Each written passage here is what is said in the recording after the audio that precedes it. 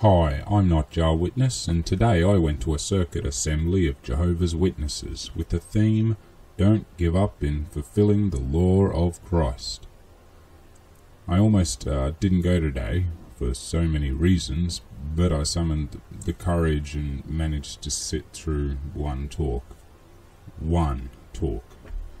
I planned to sit through more, but it just happened that the person presenting the talk when I walked in was somebody quite dear to me as a kid, who I haven't even seen probably since I was a kid. Hearing some of the things that were said while sitting right up front and center amongst my super devout family, a lot of what was said and what I saw, it affected me, and it might show in this. So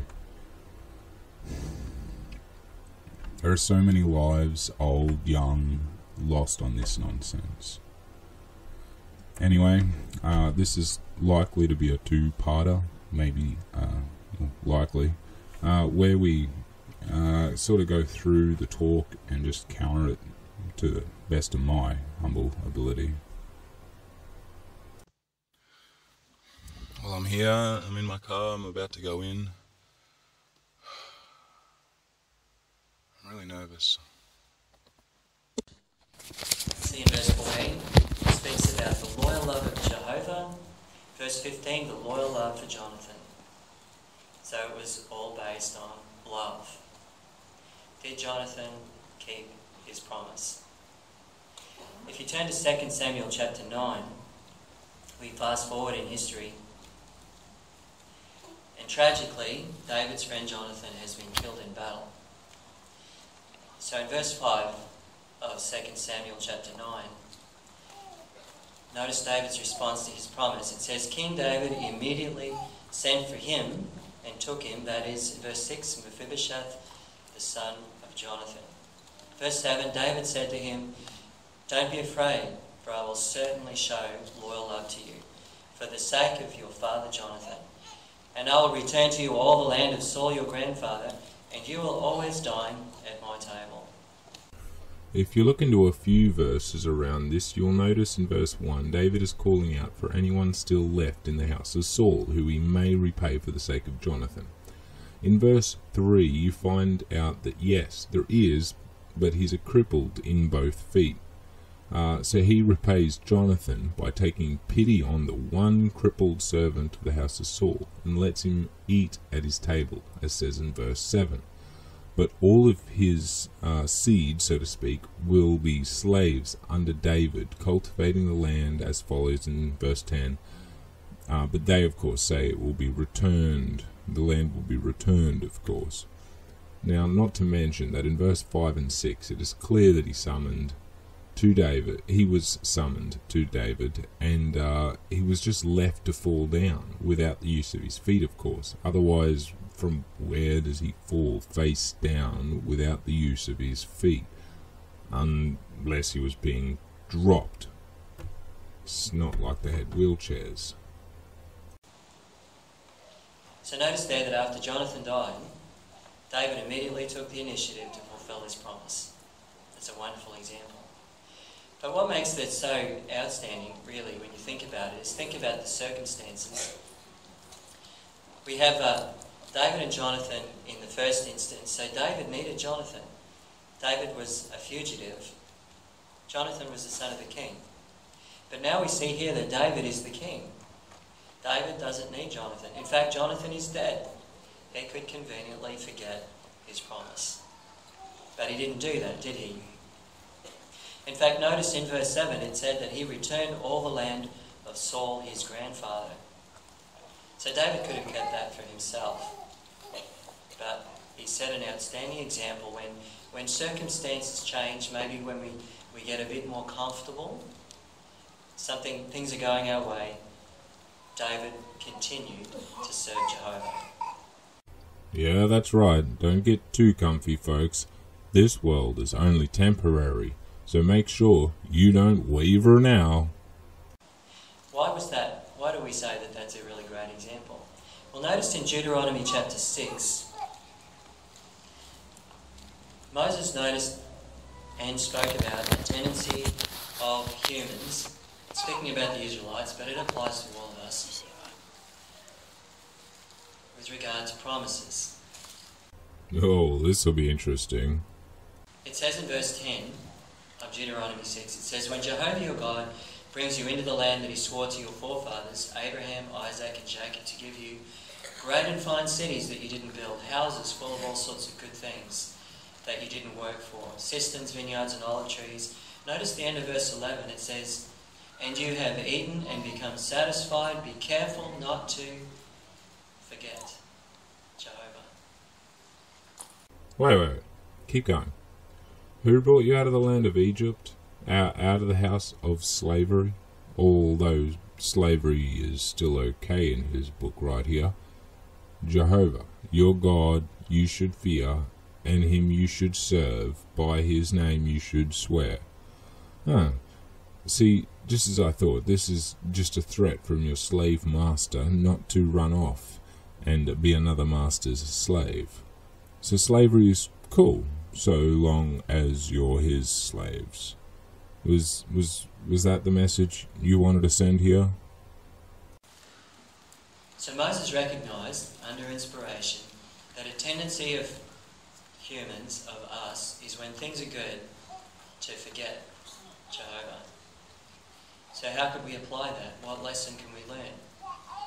Well, physical comforts can, like today, I'm sure you're focused on your dedication.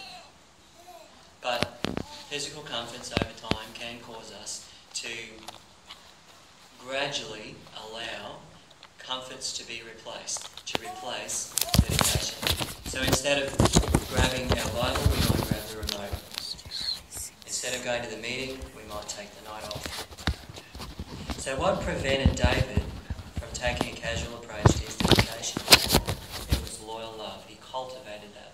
We can be sure that if you continue to do that, then you'll be able to live up to your dedication daily.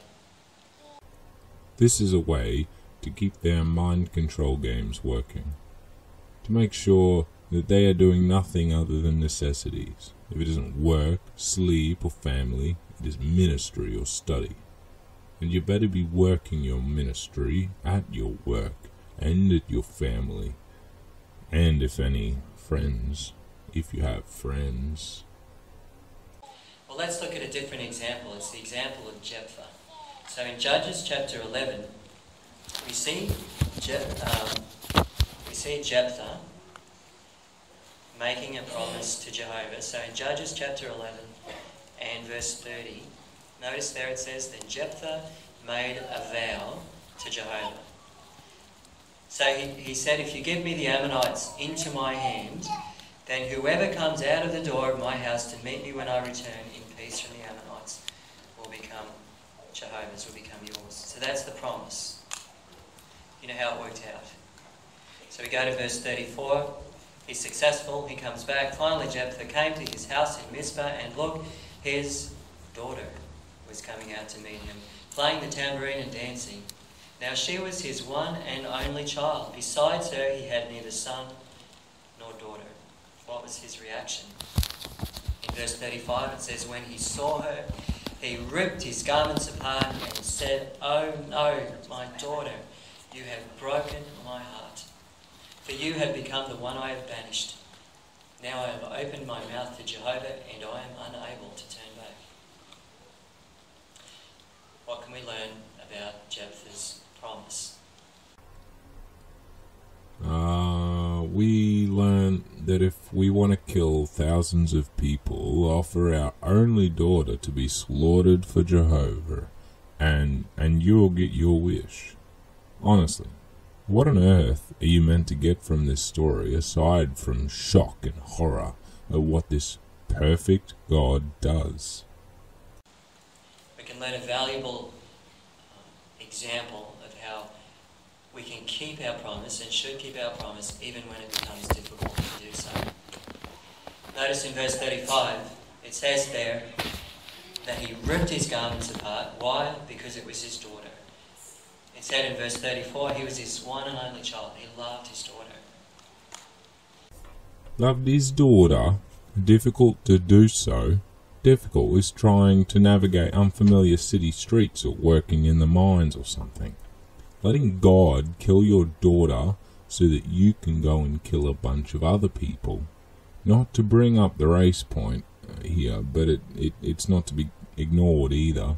But letting all that happen just to get a war victory is not just a difficult situation. That is horrific to want or agree to think that any just God would offer anyone. Maybe this is an example of what evil people get when they ask God for something evil, but even that seems extreme for any loving God, full of more mercy than any human, apparently. What's the lesson? Well, we can be going fine in our dedication to Jehovah in our life, and then all of a sudden our life can take a sudden, unexpected, heart-rending turn. And actually our loyalty can be called into question. Will it be loyalty to Jehovah or maybe loyalty to a family member? And this is where I'm not ashamed to admit that this got pretty tough for me. The first few minutes before I started recording, the topic was about whether to listen to a family member's word or the word of the organisation. And now this speech was coming from somebody that I held dear, the speaker, as I was sitting between the family that I hold closer than any other, knowing that the speaker was describing people just like me. So my ears perked up even a bit more right here. It is the initial dog whistle for this tale, so keep it in mind. Will it be loyalty to Jehovah or maybe loyalty to a family member? Jephthah set an excellent example of living up to a promise even when it gets difficult.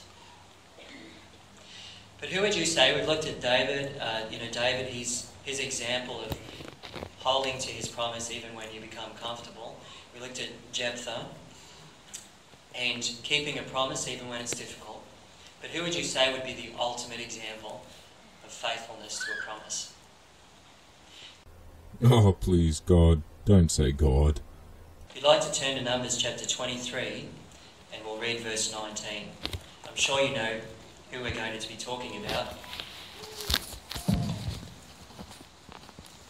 Notice there in verse 19, it says, God is not a mere man who tells lies.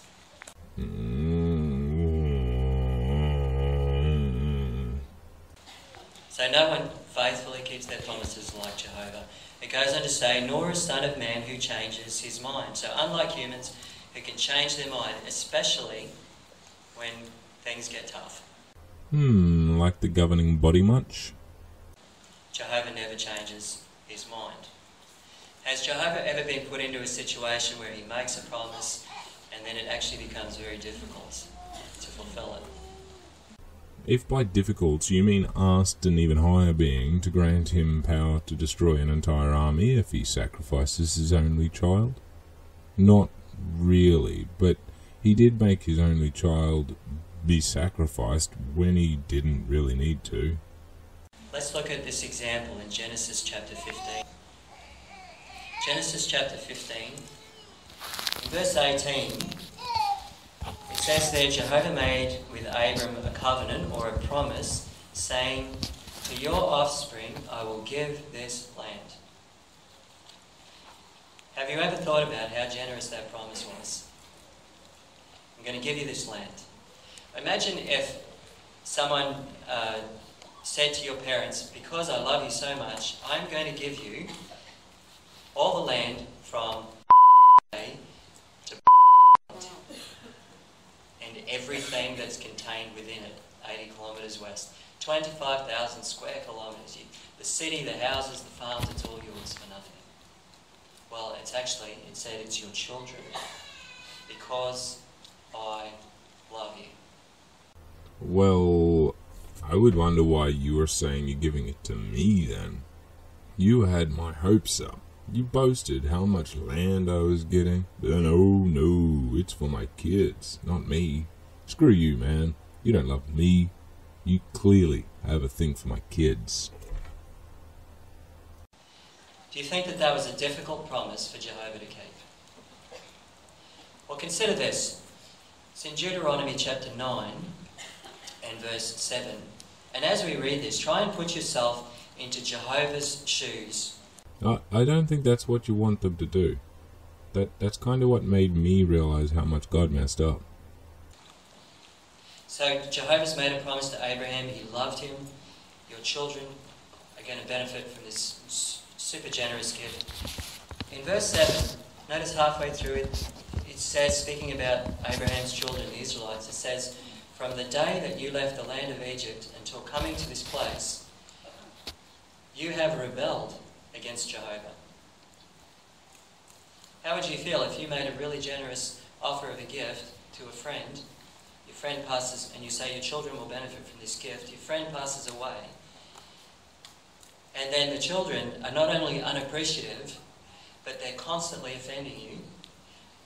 You'd actually call them rebels. What? No. Oh, well, if I did, it would be in a positive way. You promise this big thing to their dad, and then you do a swifty on him and offer it to his kids, but they have to work that land forevermore, and that is their gift? No wonder they rebelled. I would have too. You come across like a creepy prick trying to enlist child slaves. So this is my first half of calling bullshit on the Jehovah's Witnesses Circuit Assembly called Don't Give Up in Fulfilling the Law of Christ. If you would like to see more on the Jehovah's Witnesses beliefs as I try and expose and refute them wherever I can, please do hit that like button, subscribe if you will. I'm not Jar Witness, thanks for watching, and I hope you do have a fantastic day.